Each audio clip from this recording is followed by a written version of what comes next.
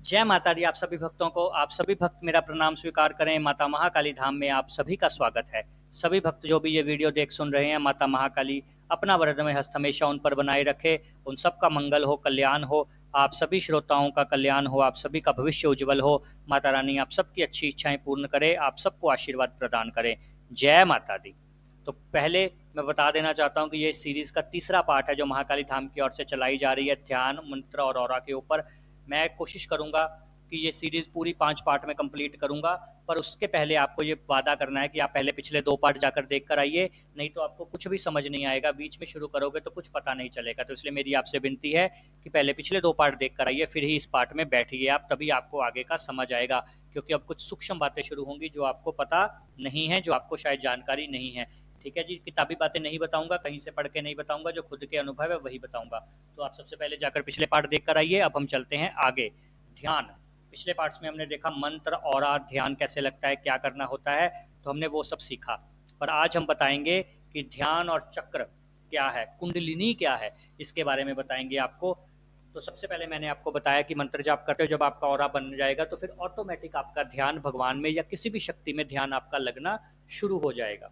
तो ठीक है जी, जैसे ही आपका ध्यान लगना शुरू हुआ, अब आपके ऊपर गिरेगी विश्व ऊर्जा।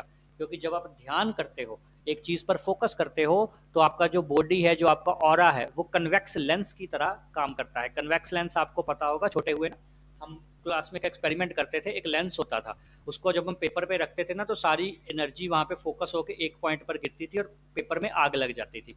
ये हमारे ज्योमेट्री बॉक्स जो होता था उसमें कन्वेक्स लेंस दिया जाता था, तो हम ये एक्सपेरिमेंट करते थे। ये वो छोटा एक बिंदु बनाती थी। इसी प्रकार आपका जो, भगवान आपका भला करे, जो ऑरा है वो एक कन्वेक्स लेंस का काम करेगा, और जो पूरी सूर्य किरणें आपकी तरफ आ रही हैं उसका काम है कि ऑरे से होकर जब वो गुजरेंगी तो आपकी दिव्य दृष्टि पर फोकस करेंगी। वो सारा विश्व ऊर्जा जो ऊपर से गिर रही है, जो इधर उधर गिर रही है, वो फोकस होकर आपके शरीर पर गिरनी शुरू हो जाएगी जब आप ध्यान की मुद्रा में बैठे होगे, जब आप ध्यान कर रहे होगे। किसका ध्यान करना है ये सवाल नहीं है, आपने बस बैठना है और ध्यान करना है। ध्यान क्या है, आज्ञा चक्र पर देखते रहना अपने, बस। विचार आते हैं, आने दीजिए, कोई परेशानी नहीं लेनी। बस अगर आपने जाप किया होगा तो आपका ऑटोमेटिक ध्यान लगेगा, मैंने पहले ही बता दिया। तो आपका शरीर एक कन्वेक्स लेंस की तरह आपका ऑरा काम करेगा, और आपके ऊपर एनर्जी फोकस होनी शुरू हो जाएगी। जैसे पूरे विश्व में ऊर्जा गिर रही है जी, अभी भी गिर रही है, जब आप ये वीडियो देख रहे हो तब भी गिर रही है, पर वो आपके शरीर के ऊपर नहीं गिर रही। तो शरीर के ऊपर गिराने के लिए आपको अपने शरीर का ऑरा बनाना पड़ेगा, फिर आपके शरीर के ऊपर गिरेगी। और भगवान की कृपा से, माता महाकाली की कृपा से आपके शरीर का तेज बढ़ना शुरू होगा। जब आप ध्यान में बैठोगे आपको लगेगा कि चीटियां चल रही हैं शरीर के अंदर, रोंगटे खड़े हो रहे हैं, बार बार कुछ अंदर ऐसा प्रवेश कर रहा है। वही विश्व ऊर्जा आपके शरीर की सभी नाड़ियों को साफ करेगी। सभी नाड़ियों से मेरा भाव है, सिर से लेकर पैर तक कोई भी नकारात्मक ऊर्जा होगी, ध्यान से जब विश्व ऊर्जा गिरेगी तो वो नाड़ियां एकदम साफ हो जाएंगी। प्रेत शक्ति उस विश्व ऊर्जा में नहीं रह सकती, क्योंकि जब ये बनाया ही क्यों गया था, हमारे साधु संत क्यों सिखाते थे ध्यान करना, क्यों रोज? ताकि अगर कहीं से मलिनता आपको लग भी गई, कुपित वायु आ भी गई, तो आपके शरीर में घर ना कर पाए। आज क्या होता है, लोग ध्यान नहीं करते, भगवान का नाम जब भी नहीं करते। मंदिर कहीं साल में एक बार चले जाए तो सारे मोहल्ले को बताते हैं कि हम मंदिर गया था। ये बात हो गई है हमारी। तो इसीलिए वो सब चीज़ें हमें पुरान दोबारा अपनानी होंगी, नहीं तो प्रेत शक्ति इतनी हावी हो जाएगी, फिर हम जाकर दरबारों में सिर घुमाएंगे और इधर उधर भटकेंगे, और हमारा कोई इलाज नहीं करेगा, लोग पैसे ठगेंगे। तो इसीलिए ध्यान एक ऐसा रास्ता है, तो आप प्रेत ऊर्जा से तो बच सकते हो, ये पहली चीज़ है। बीमारियां भी ठीक कर देता है। जहाँ नाड़ी विषव ऊर्जा को लगी कि यहाँ इसके शरीर में गांठ बन रही है, जो भी चीज़ हो आपके शरीर में, कोई भी बीमारी हो, आप संकल्प करना है बस, विषव ऊर्जा उस चीज़ को ठीक कर देगी। समय लग सकता है पर आपका शरीर खुद आप ठीक होते हुए महसूस करोगे। डिप्रेशन में जो लोग हैं उनको ध्यान करना बहुत ज़रूरी है, जो विधि मैंने बताई है उस तरीके से। जो डिप्रेशन में लोग हैं वो डिप्रेशन से बाहर आ जाएंगे मेडिटेशन करते हुए। मेडिटेशन ही एकमात्र सहारा है। जो लोग बोलते हैं ना, मेरा दिल टूट गया है, मैं बहुत रो रहा हूँ, अकेले बैठा रहता हूँ, उनको प्रेत जल्दी पकड़ेगा। जो अकेले रहते हैं, रोते रहते हैं, जो दिल टूटने के मरीज हैं, उनको चाहिए भगवान का सहारा ले, नाम जप करे, कुछ नहीं है।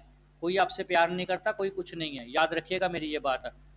आपके जीवन का जो लक्ष्य है, जो जिस कारण आपने मनुष्य योनि में जन्म लिया है, वो है भगवान का प्रचार और प्रसार करना। नहीं तो याद कीजिए, आपको याद नहीं होगा बिल्कुल भी। जब आप आदमी गर्भ योनि में होता है तो वो वादा करता है भगवान से कि प्रभु एक बार मुझे इस गर्भ योनि से निकाल दे, मैं पूरे जीवन तेरा भक्ति का नाम और प्रचार और प्रसार करूंगा। बाहर आते सब भूल जाता है। तो ये विडंबना है एक इंसानी शरीर की, कि वो अपने आप भूल जाता है। पर आपको नहीं भूलना है, गुरु ही होता है जो सिखाता है आपको, आपके वचन याद करवाता है। हमारा लक्ष्य है आपको सही रास्ते से, अंधेरे से प्रकाश की तरफ लेकर जाना ही गुरु का मार्ग है। तो हम अपना फर्ज निभाएंगे, आप लोगों को अधिक से अधिक जाप करवाएंगे, आप लोगों को अधिक से अधिक ध्यान करवाएंगे, और आप ध्यान के चमत्कार को फील करोगे।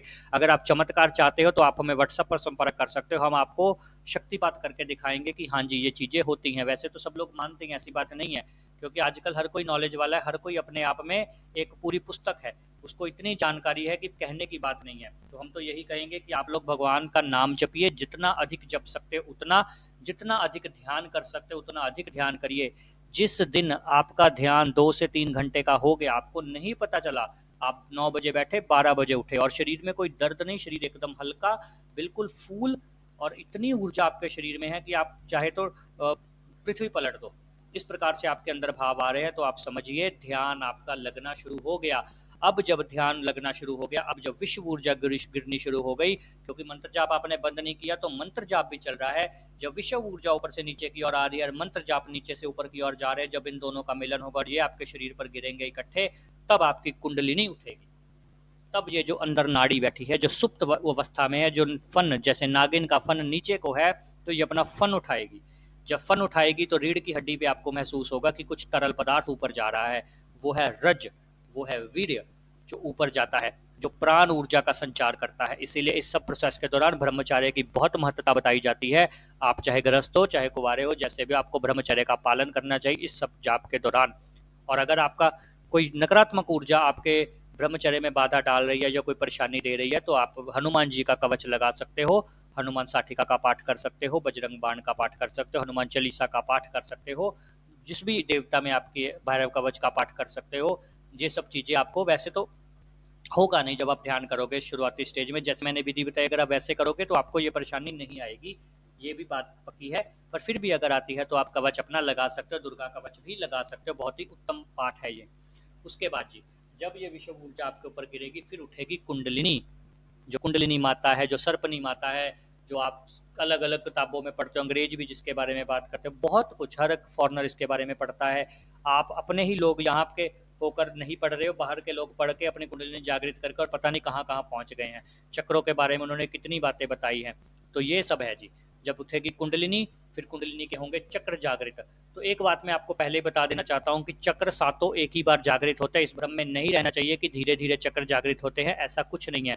कुंडलिनी की जो शक्ति है, जब सर्पनी फन उठाती है तो वो सीधी जिस दिन उठा लेती है तो सीधा ऊपर तक जाती है ऊर्जा, इसमें कोई दोष नहीं है। इसके बारे में अगली वीडियो में बात करेंगे, पूरी ऊपर कुंडलिनी के रहस्यों के बारे में। माता रानी आप सबका कल्याण करे, आप सबका मंगल करे, आप सबके मंगल भविष्य की कामना के साथ। जय माता दी, जय माता दी, जय माता दी।